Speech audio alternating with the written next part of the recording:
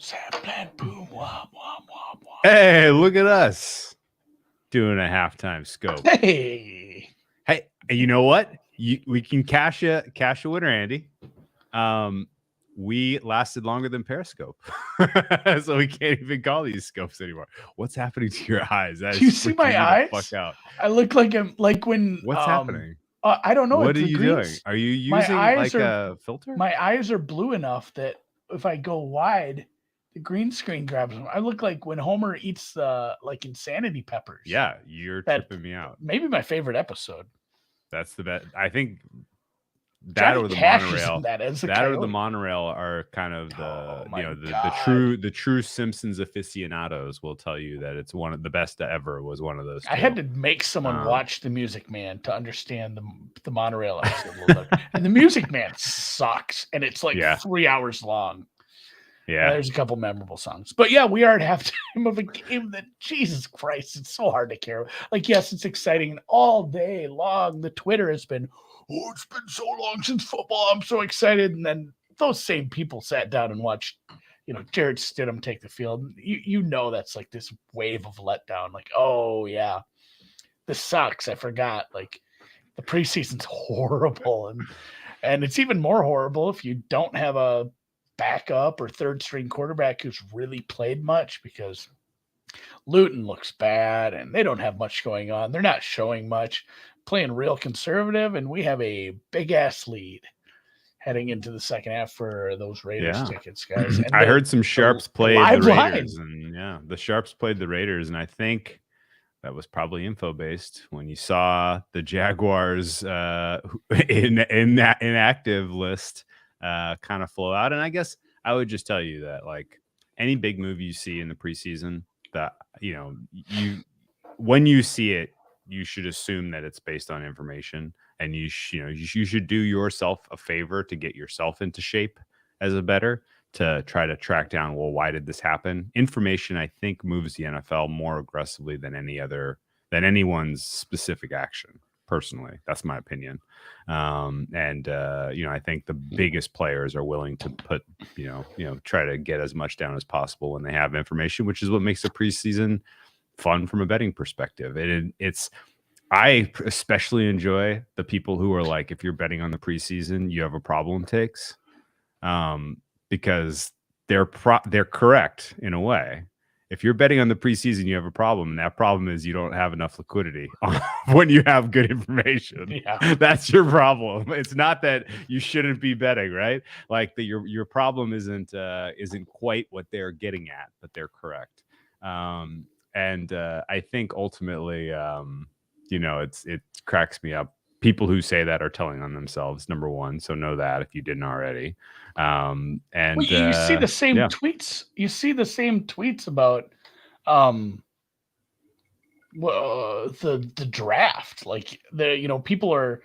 I read so many damn tweets where media members were doing things like, "Oh my God, look at this steam on Paulo. Look at this steam on Trayvon Walker." Anyone betting the draft has a problem. Then I love reading the comments. It's like, man, if you're betting the draft, you need to call this 800 number. It's like, actually, it's better betting the NFL, but actually, if you haven't bet an NBA game all season and now you're betting the playoffs, that's more of a sign that you need to reconsider your life choices. But no, in seriousness, the biggest problem with betting the preseason is liquidity. This game, I want to jump to some conclusions. Andy, you ready? You ready for this? I told Dan this off air. I didn't tell you. We need a mat for this. I didn't tell you. I told Dan. I'm ready to jump to a conclusion from this game. And it's good that they took the futures down, because boy, oh boy, Raiders are a truck, right? 20-0 halftime. I mean, man, what a truck. No, my jump to conclusion is I don't love the way that Josh McDaniels is approaching this game.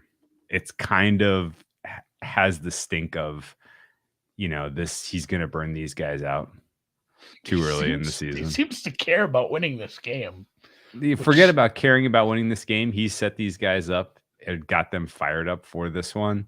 Like, You only have so many of those.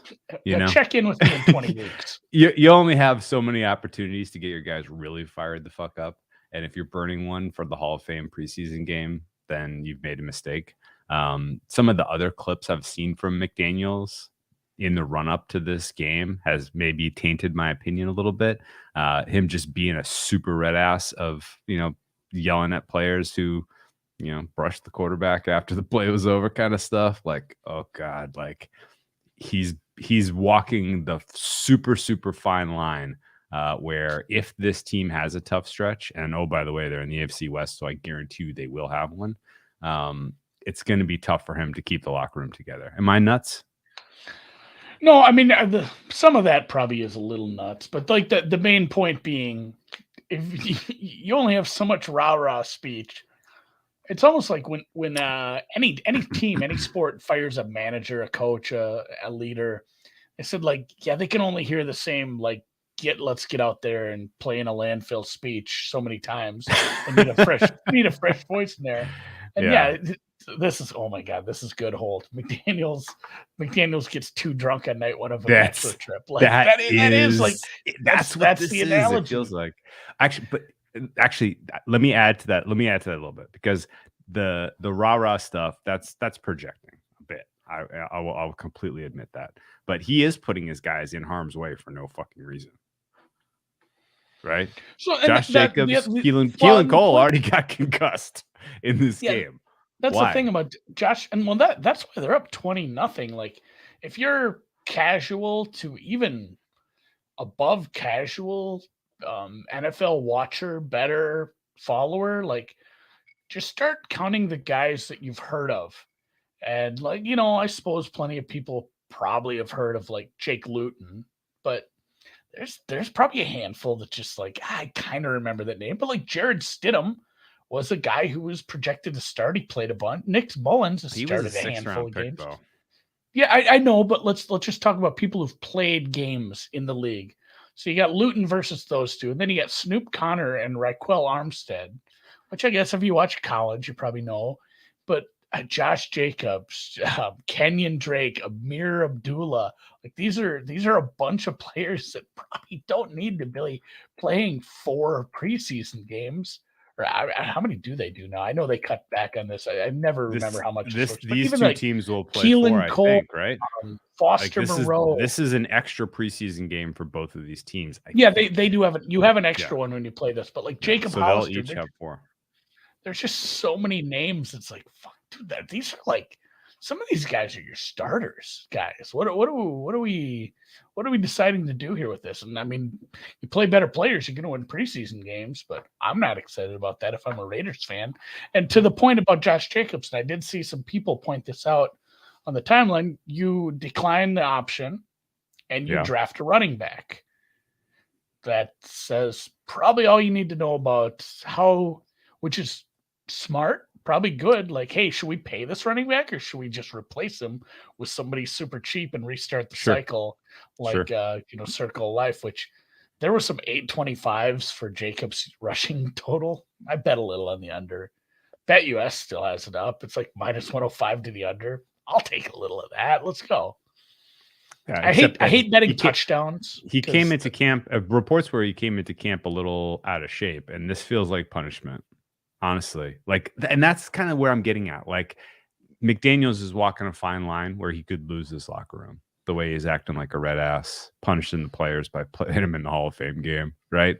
Like, if you gave me no other information and said decide which approach works, Peterson giving everyone that matters the night off, and McDaniels putting Jacobs out there in harm's way when he's a first-round pick, and is expected to be a meaningful contributor to your offense this season.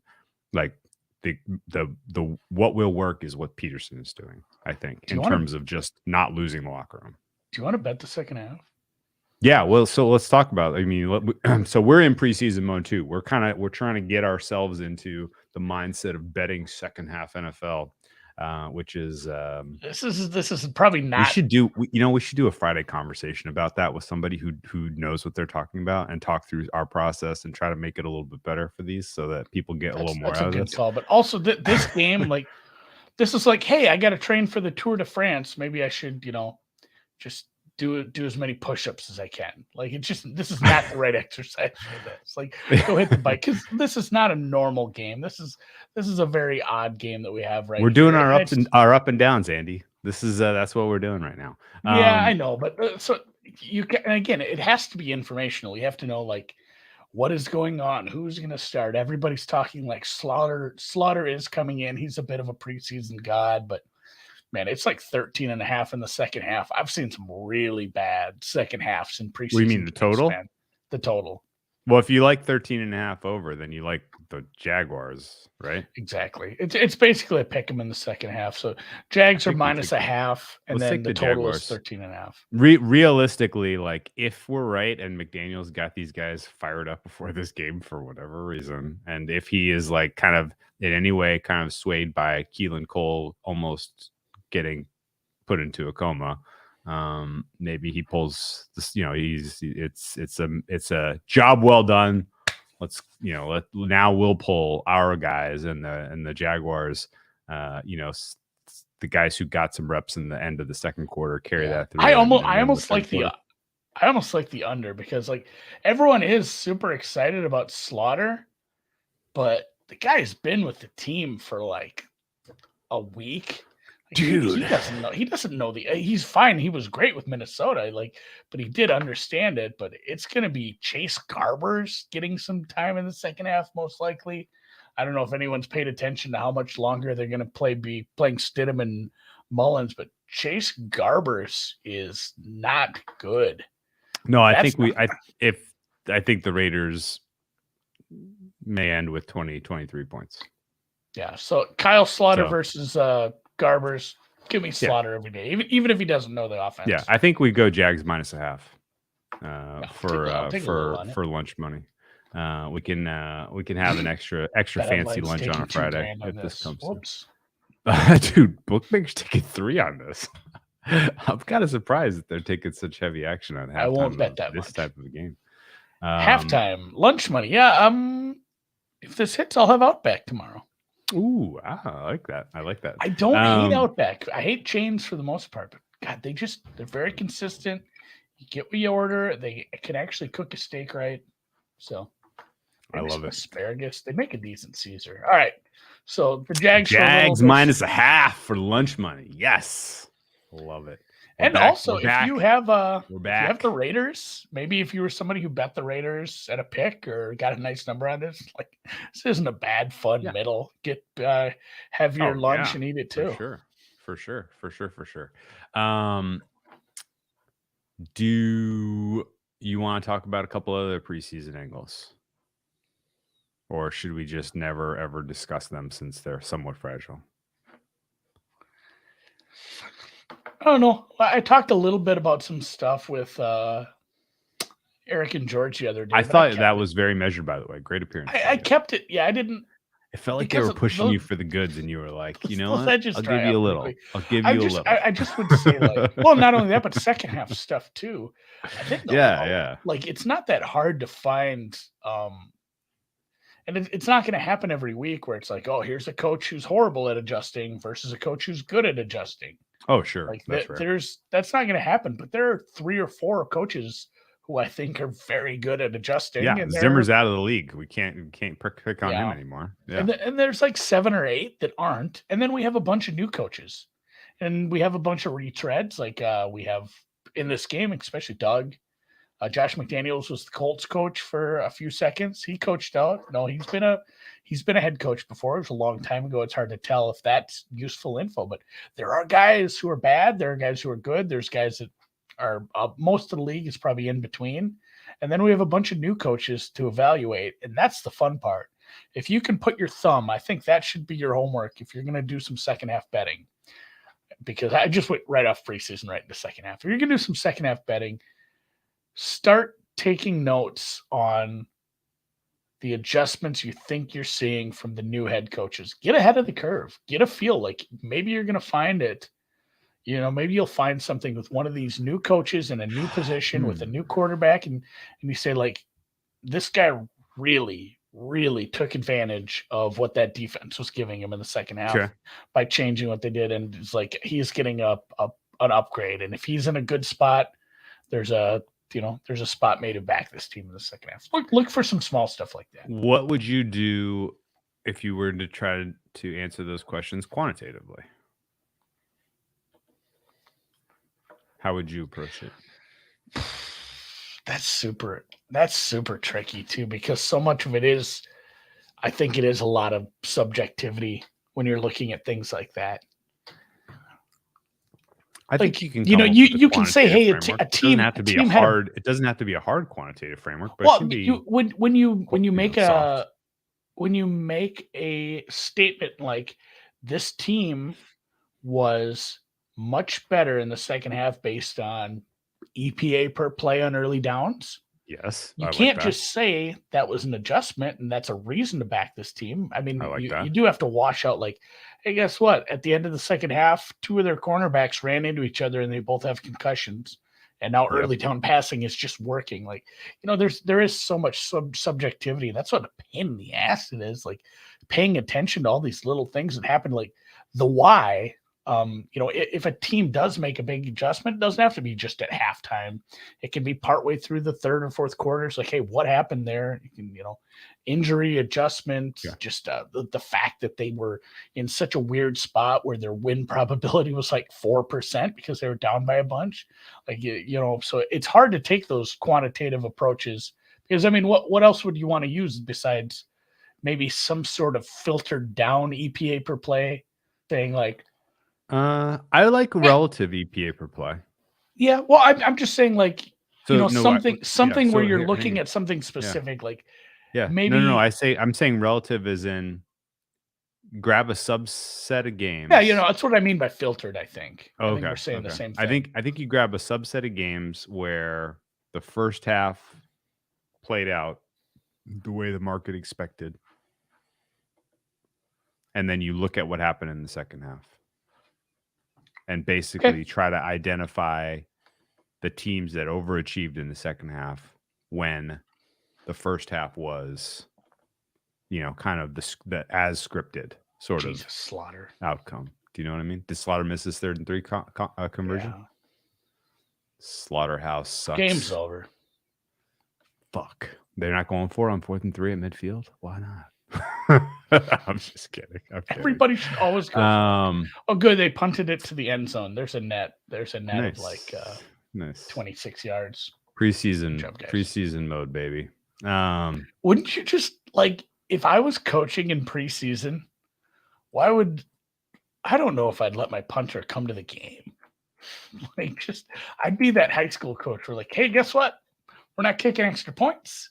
We're not punting, and we're onsiding every single time because why not? It's the preseason. Let's get as many offensive plays as we can. I don't need to practice punts. Let's do that. Let's do that at practice, guys. It was a great punt right into the end zone.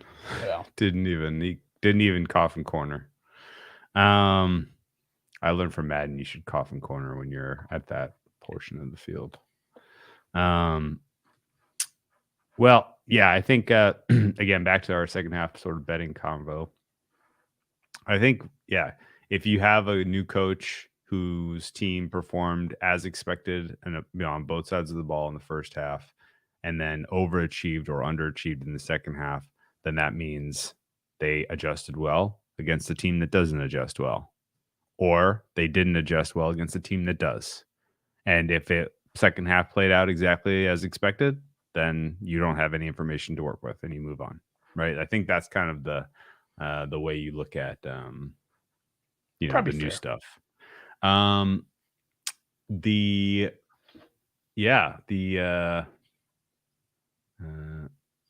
think in general, you can also look for some signal in the first half of games as well. Like if a coach is going for it and it's not, not making 4th downs and stuff like that, or not high leverage stuff bounced, 50-50 stuff bounced away from them, but they made the right decisions.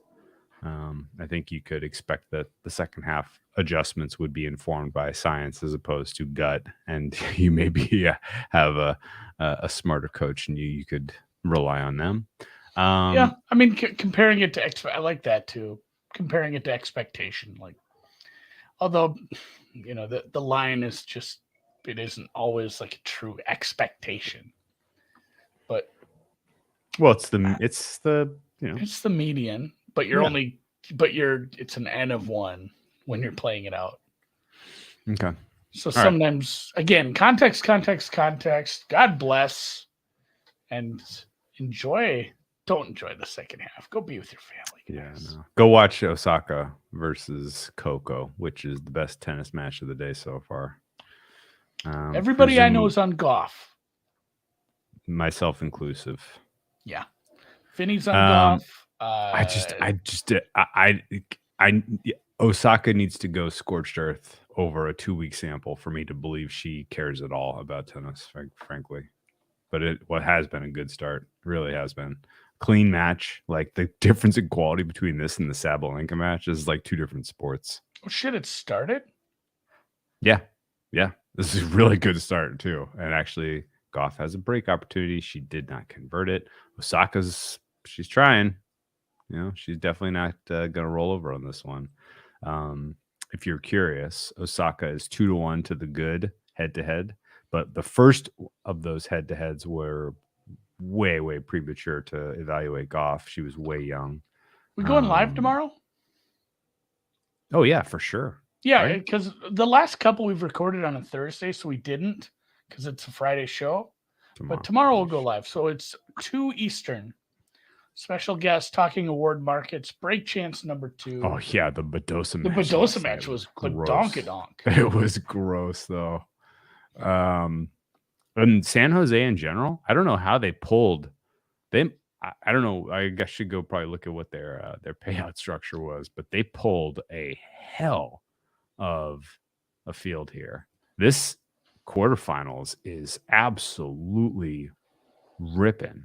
You got Sabalenka, Kasatkina, Cooter versus Jabeur. Well, let me do the tink game. That's from Flash Score. Tink, tink. Tink, tink. That was a break. Yes, I wasn't looking. Right, I'm gonna go watch the rest of this match. Yeah, right, 2 p.m. Eastern. Catch us tomorrow. We'll talk 4 or 5 award markets. Maybe delve into a couple little ones. We'll have some fun games around it, and we'll poke everyone's brains. I think it'll be a really fun one. No. We're talking all of them. Yeah, I think we're gonna cover, including First Coach Fired. Every one of them. This might be a 2-hour show. Our guest doesn't know that yet. We might not have the choice. He may make it 2 hours. He likes to spread his wings a little bit, So it'll be good. Yeah. All right, well, let's wrap it.